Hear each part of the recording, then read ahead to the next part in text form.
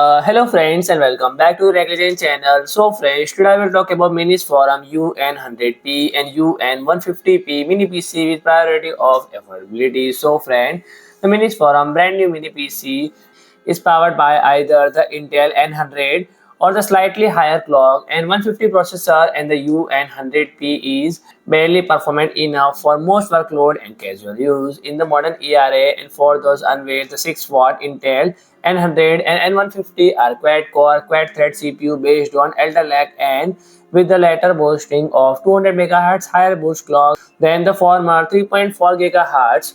So friend, it comes with integrated Intel Iris Xe iGPU with 24 EUS, and as mentioned earlier, the system should be speed enough for lightweight workload and casual use. And the mini PC can be equipped with up to 16 GB of upgradable DDR4, 32 MHz memory, and 256 GB of SSD storage, and also user upgradable via its M.22280 slot. In terms of port and connectivity, UN100 and 150P rocks the dual HDMI 2.5 gigabit Ethernet port, microSD, and total of 4 Type A port and single Type C port.